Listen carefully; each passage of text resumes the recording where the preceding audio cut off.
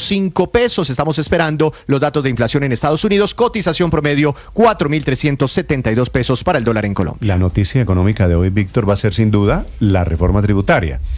Si se salva o no se salva la reforma. Y el salario mínimo también, pero sí, la reforma tributaria es una de las más importantes. Si se salva o no, hay dos discusiones alrededor de la reforma tributaria. Una, la política, ¿no? Si se cuenta, si el gobierno logró anoche sumar los votos necesarios para que sea aprobada en las comisiones económicas. Y la segunda, pues es ya la relacionada con cada uno de los artículos y los cambios en materia tributaria que tendremos los colombianos si es aprobada esa reforma, que está muy difícil. No, está muy difícil. ¿Cuál es la apuesta? A ver, Víctor, le tengo un invitado, no le voy a decir quién es el invitado. ¿Usted cree que se salva o no se salva la tributaria? Bueno, esa es la pregunta. Ay, Néstor, es que anoche estaban metiéndole política a la lata a ver si se salvaba. Digamos que hasta las 9 de la noche de anoche, si usted me hubiera preguntado, estaba hundida. No sé cómo amanecieron las fuerzas políticas hoy, pero yo creo que sigue siendo muy baja la probabilidad de que la ponencia positiva prospere hoy. Víctor, 8 de la mañana, 22 minutos. Le tengo un invitado que de pronto le da luces de en qué está la reforma tributaria. Señor ministro de Hacienda, Diego Guevara. Ministro, bienvenido, buenos días. Buenos días, Néstor. Un saludo para ti, para toda la mesa. Me place siempre escucharte. Bueno, pues ministro, gracias. Antes de preguntarle de la reforma tributaria, debo decirle felicitaciones. Sé que usted es un economista heterodoxo que ha hecho su carrera pública como profesor universitario, así que me parece que usted es uno de esos casos de meritocracia, por otro lado, en Colombia, ministro. Bueno, no, Néstor, muchas gracias. Sí, yo realmente he tenido una carrera académica. Luego llegamos desde el inicio del gobierno, he ocupado el cargo de viceministro general, tanto con José Antonio Campo como con Ricardo Bonilla, y bueno, vamos a tratar de sumar. Siempre me place oírle, déjeme meterle una cuña, porque hace muchos años con mi familia veía siempre ese programa Veredicto con mi madre y mi padre. Mi madre ya falleció, así que me da un grato recuerdo, porque era un plan familiar de los domingos hace más de 15 años, y bueno, solo me ha recordado a mi madre oírlo nuevamente. Me acaba de hacer sentir viejito, ministro. No, usted todavía tiene mucha juventud por delante. Sí, arréglelo de alguna manera, señor ministro. Usted además es un hombre joven, usted tiene 39. Cuando usted veía ese programa de televisión, usted, me imagino, estaba apenas saliendo de la universidad. Sí, quizás estaba cursando la universidad, y siempre hay unos debates contemporáneos y actuales, y siempre hay mi gusto por la política y la economía en esos buenos debates que se hacían en esa época.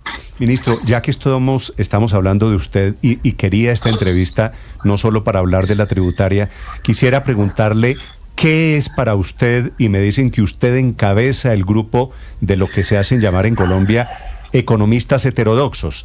¿Qué es un economista heterodoxo?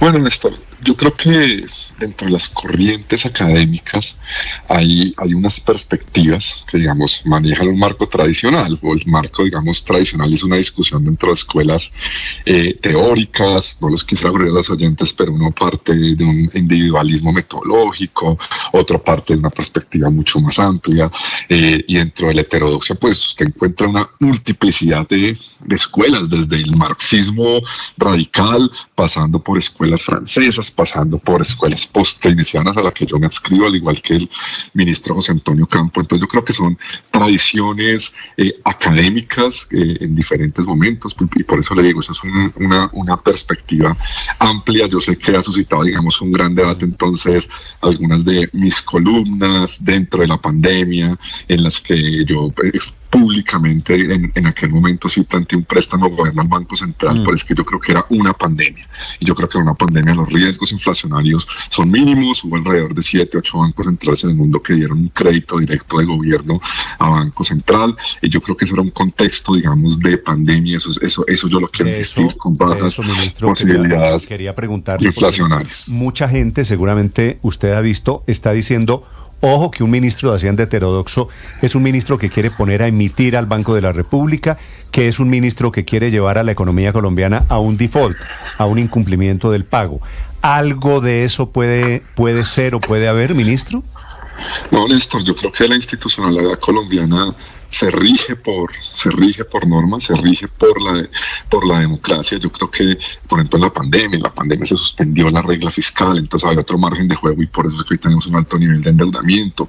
En la pandemia hubo relajamiento de las medidas, digamos que se salió de ese libreto estándar por ese escenario que había. Yo creo que hoy en este gobierno nosotros hemos sido pragmáticos en cumplir las leyes del país y yo creo que eso es lo importante. Hemos mantenido el marco macroeconómico estándar enmarcado en regla fiscal, respeto a la independencia del banco, porque al final son leyes de la República y eso no contradice, digamos, las posiciones teóricas dentro de las escuelas de pensamientos, qué tipos de modelos uno tiene, si son jalados por la oferta, por la demanda, pero yo creo que hay que leer las columnas y las opiniones en un momento y en un lugar. Entonces yo creo que cuando se me recuerden esas columnas, recordar el momento y el lugar, yo creo que eso es importante.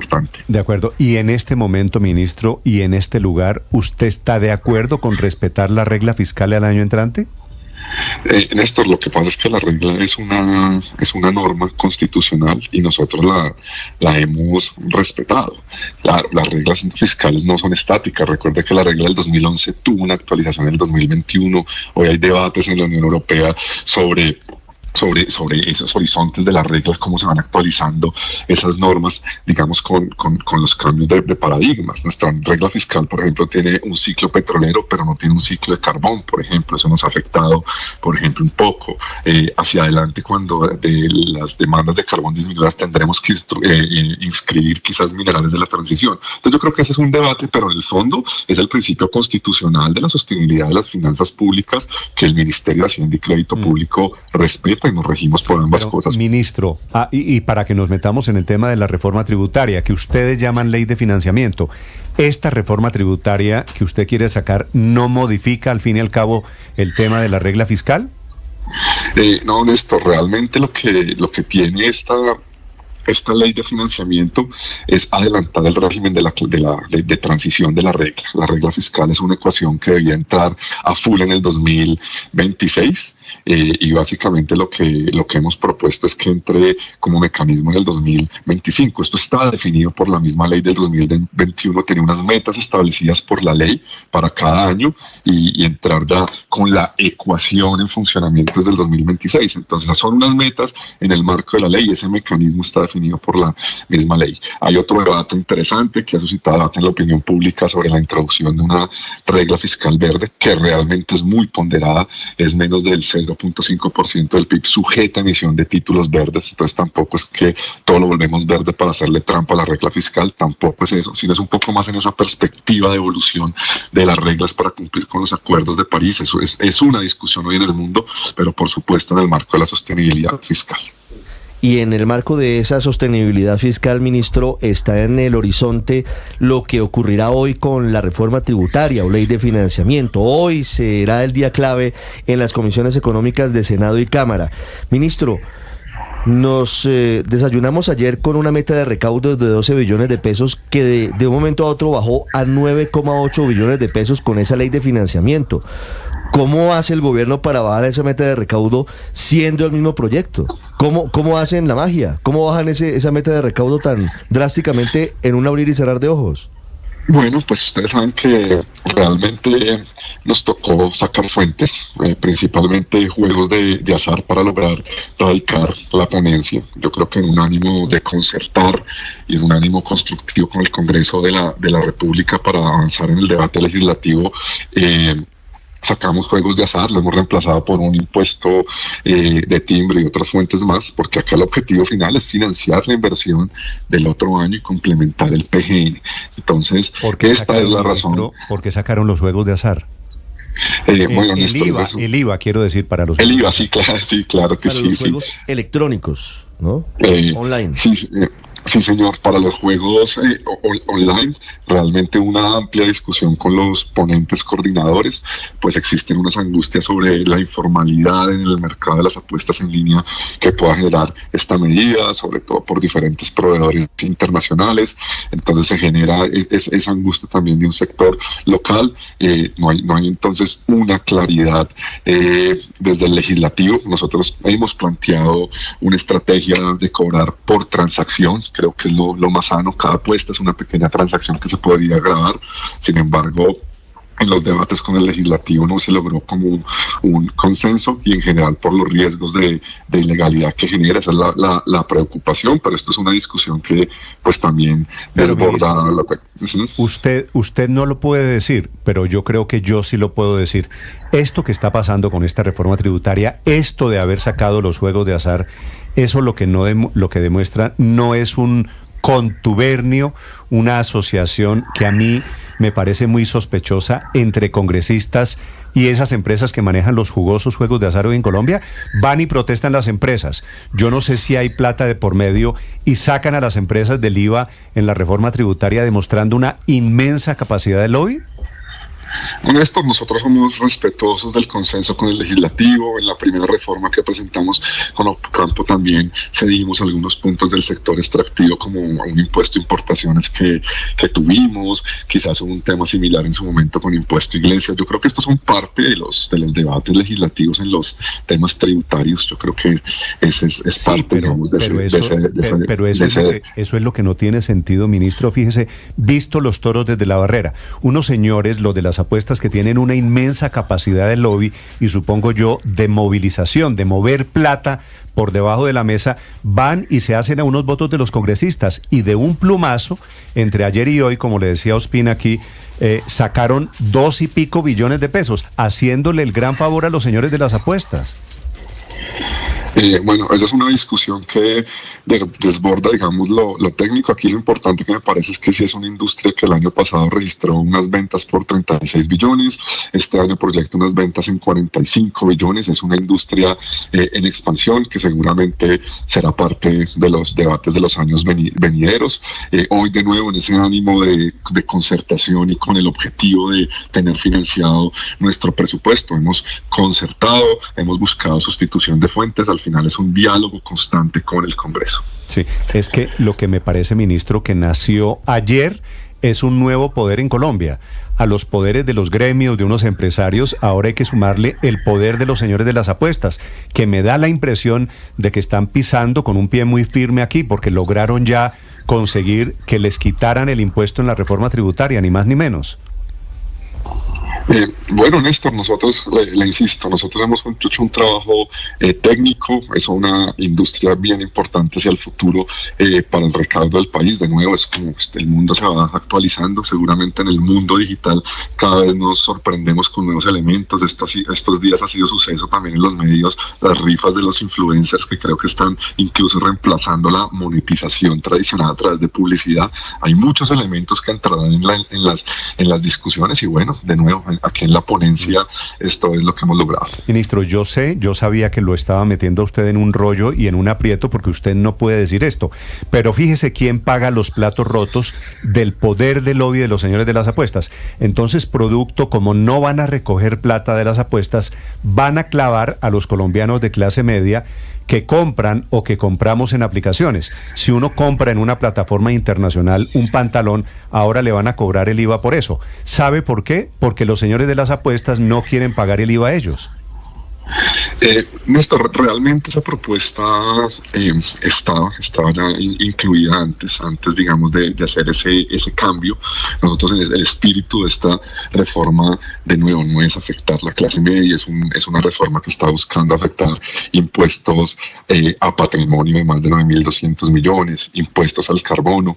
En el tema de las compras por internet había también preocupación de algunos ponentes alrededor, que muchos empresarios y comerciantes al por menor de Colombia han visto afectados sus pequeños negocios con estas medidas. Entonces, parte del debate legislativo estará abierto hoy en las comisiones de ponentes, es parte, digamos, de ese debate. Yo creo que eso es lo importante que estamos hoy discutiendo. Sí, pero ministro, hablemos de esa proposición en particular que busca ponerle IVA del 19% a las compras que hagan los colombianos por internet que sean inferiores a $200, que son la mayoría, porque $200 a cambio de hoy son un poco más de 800.000 pesos. Esos son 2 pantalones para los Sí, chinos. la verdad es que termina... mucha gente está haciendo compras cada vez más a través de aplicaciones como Amazon, Alibaba y otras.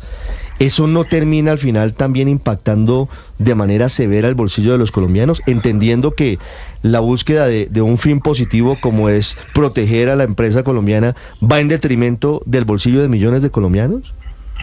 Mire, yo creo que aquí hay, digamos, una aclaración importante y hoy es que no tiene IVA externo y estas importaciones las hemos cuantificado en más de 5 billones y al final es igualar la cancha.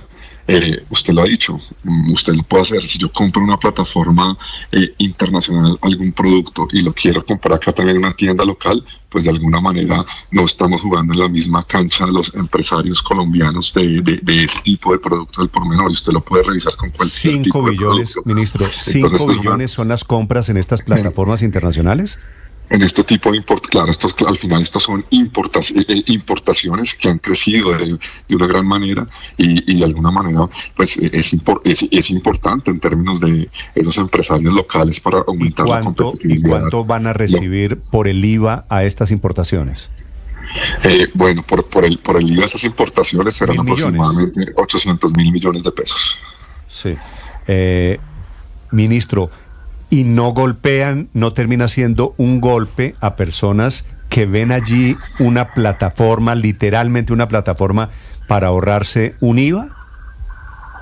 Claro, al final yo creo que esto es el debate. Nosotros como gobierno nacional no hemos dicho no estamos de acuerdo con el día del no IVA y por eso lo eliminamos. Yo creo que al final acá la idea es que todos jueguen en la misma cancha. Todos los empresarios locales que pagan sus impuestos de importaciones están compitiendo en una desigualdad de oportunidades. Si usted todos los días hace una compra de $200 en Amazon una vez al mes, entonces básicamente cumple la norma. Usted lo puede intentar en cualquier plataforma internacional y hacer si quiere usted cada día y su familia cada día una transacción, entonces ahí va sumando y esa es la estructura y la plataforma le muestra cuando supera los 200 entonces le cobra el impuesto, entonces básicamente lo que hace es diferentes transacciones. Yo creo que esto es una reflexión importante, pero sobre todo para que esos empresarios locales del sector del comercio compitan en la misma cancha, pero de nuevo estamos abiertos. Ministro, a la discusión. Si yo compro en Amazon o en Ali o en Wish o en las turcas o en las indias, en lo que sea, cualquiera de estas plataformas, ¿dónde pago el IVA? ¿Me lo cobra esa plataforma o lo pago cuando entre a Colombia? No paga IVA externo. Básicamente, si son menos de $200, no paga IVA externo. ¿Son $200 que diarios o mensuales? Hoy en día, ¿no? Por transacción. Usted puede en cualquiera de esas plataformas hacer diferentes transacciones. Entonces allí, digamos, también hay algunos espacios negros que no son claros. ¿Sí? Hoy en día se paga después de la nacionalización. Entonces, yo creo que ese es, digamos, un punto de reflexión importante, sobre todo para ese comercio local, que es una parte importante que se ha visto golpeada en el PIB. Pero ministro, me llama mucho la atención que usted dice que con esta reforma buscan no impactar a la clase media, pero seguramente esta medida de los $200 por importación a través de plataformas, pues sí impacta a la clase media y, por ejemplo, triplicar el impuesto al carbono, esto va a impactar los precios de los combustibles, eso afecta a la clase media. Bueno, nosotros hemos avanzar, digamos, un poco más. Yo creo que el impuesto al carbono es un aumento gradual en 3 años, pensando un poco también en esa estrategia y realmente mucho más gradual si lo pensamos para tipos de combustibles como el jet fuel, como la CPM, como el carbón, que no, pues que van a tener, que por supuesto afectan a una gran parte de la población, pero nosotros hemos hecho de manera progresiva, al igual que hemos sido hemos buscado consensos en el ACPM y demás. Entonces yo creo que son gradualidades distintas para pensar, digamos, en ese ajuste a ese tipo de impuestos. Ministro, yo creo que al final, si uno quiere avanzar como país, uno no tiene que tener simplemente la idea de no pago impuestos, sino más bien pago impuestos para que se inviertan bien y se mejore la distribución. O sea, los impuestos también tienen una dimensión distributiva, no solo fiscal. En este caso, por supuesto, la industria es fiscal, pero una perspectiva de país de mejorar la distribución del ingreso y la riqueza, pues también las reformas tienen que tener ese espíritu. Ministro, ¿cómo queda el impuesto al carbono según el proyecto de tributaria? ¿quiénes lo pagarían y cómo queda la gradualidad de ese impuesto al carbono? Mire, nosotros estamos, Néstor, pensando en aumentar 16.000 pesos por año. Esto va a ser gradual, digamos, en 3 años. ¿En qué, ministro? Iniciar desde, ¿En qué? En los diferentes tipos, en tonelada equivalente, que son las emisiones. Esto se traduce en tonelada equivalente, que al final son 110 pesos. ¿De qué productos, por ejemplo, ministro? Le estoy diciendo, Néstor, por ejemplo, entonces ahí tenemos el ACPM, combustibles para aviones, carbón. Por ejemplo, el otro año en ACPM sería 110 pesos nada más, para darle un ejemplo. Perdóneme, le interrumpo ahí. ¿Y eso no es incumplir el acuerdo con los camioneros que permitió levantar el paro hace unos meses, en septiembre de este año? No, al final nosotros con los camioneros tuvimos una discusión de aumentar 400 pesos en el costo, pero es que la estructura de precios del combustible tiene diferentes componentes. El ACPM tiene unos cimientos graduales en esa parte, digamos, del impuesto. Entonces, de todas formas, con los camioneros mantenemos la mesa abierta y sumamos al Congreso en esta discusión, que es la discusión que esperamos tener hoy desde las 12 del día en comisiones conjuntas. ¿La gasolina cuánto subiría por cuenta de este impuesto al carbono? La gasolina corriente, quiero decir.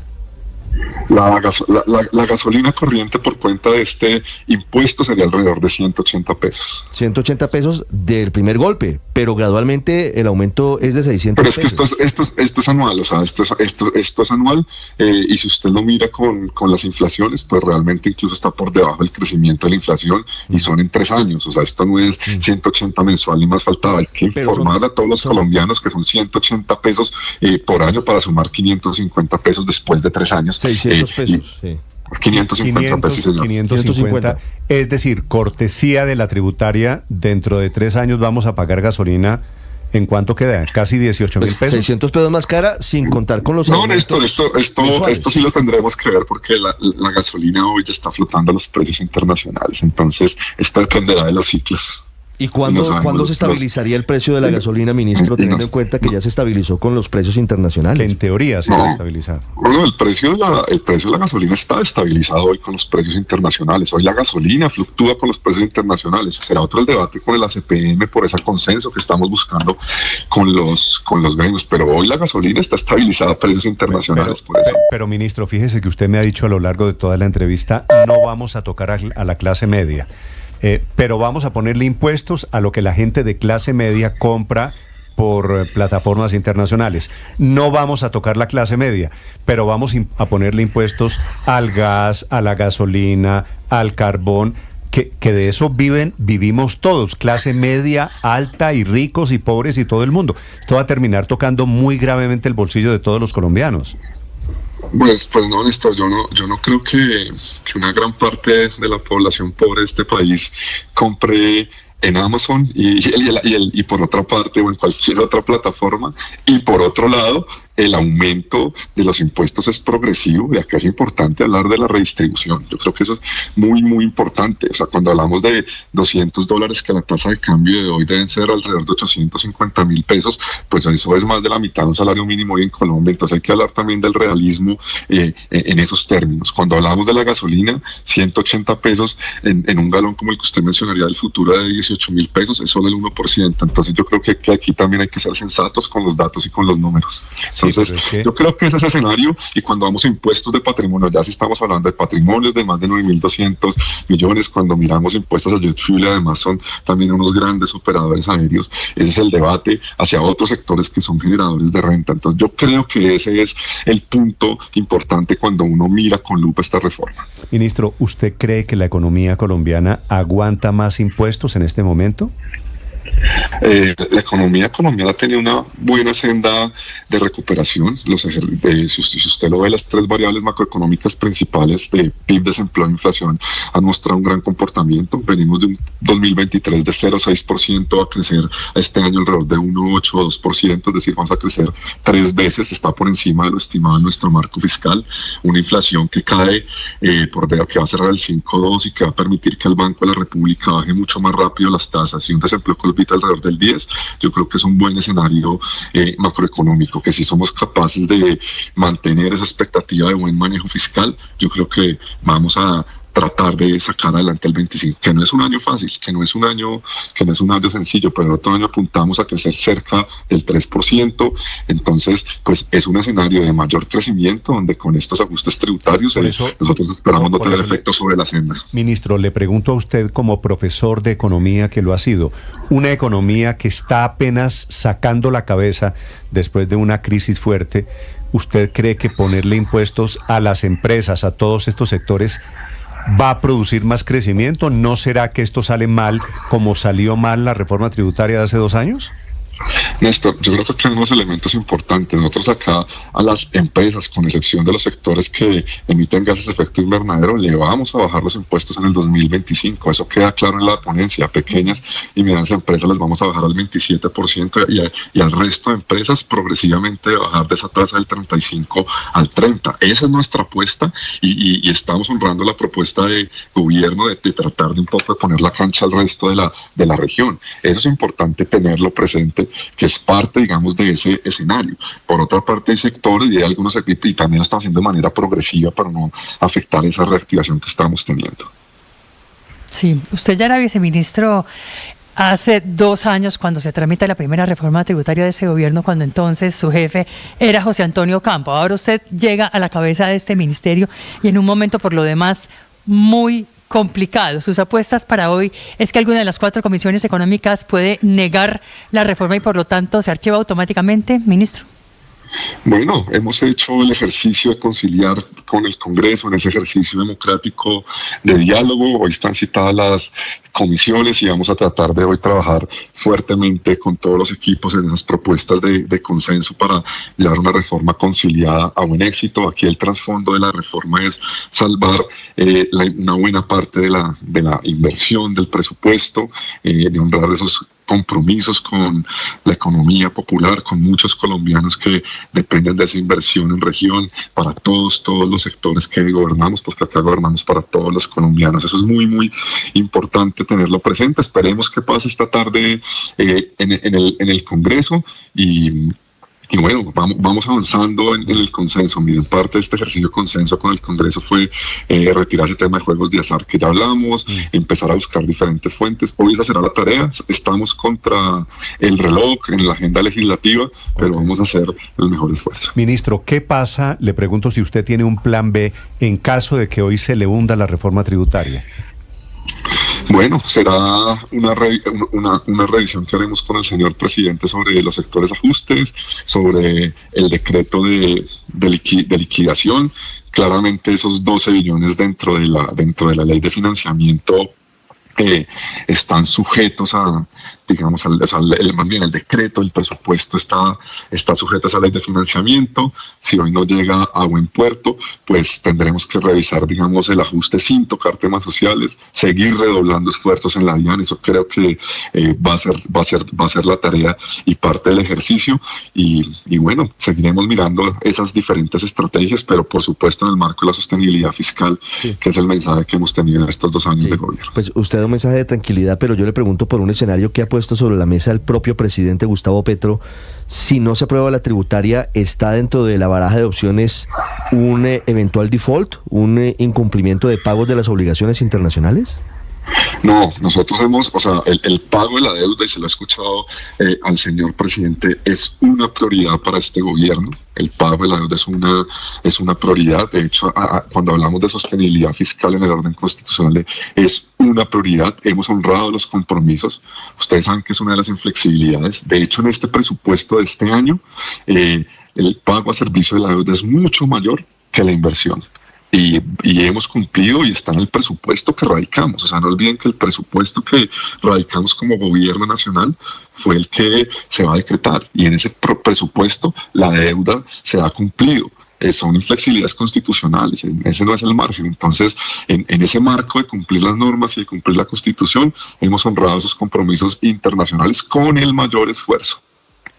Ministro, hay cosas dentro de esta reforma tributaria o ley de financiamiento que el país todavía no ha entendido muy bien, temas relacionados con dividendos, y le quiero preguntar por el impuesto de timbre. ¿Eso en qué consiste? ¿Quién tendrá que pagarlo? No, el impuesto de timbre simplemente es un impuesto en transacciones notariales, en algunas transacciones, digamos, puntuales que existen en las notarías. Hay algunas allí transacciones de registro y demás que se van a tener. Con esto esperamos recaudar cerca de 1.5 billones de pesos. Bueno, esto es una tarifa del 1%. Esto tengo entendido que, no quiero ser impreciso, pero un impuesto que estuvo hasta el 2006 quizás, hoy estaba en el 0, lo volvemos a subir al 1% para buscar ese recaudo. Yo les agradezco mucho la entrevista, Néstor, de verdad lo recuerdo con esa historia de veredicto. Tenemos que seguir acá un poco con las labores, pero hablaremos con mucha más calma y siempre con la mejor disposición, y le mando un abrazo a usted, Néstor, y a toda la mesa. Gracias. Pues, ministro, gracias por los recuerdos y gracias por estos minutos. Lo dejo que siga trabajando, ministro. Sé que son horas muy agitadas para usted en el ministerio y para la gente de Hacienda.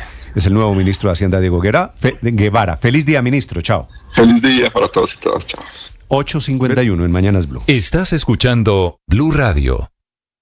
En una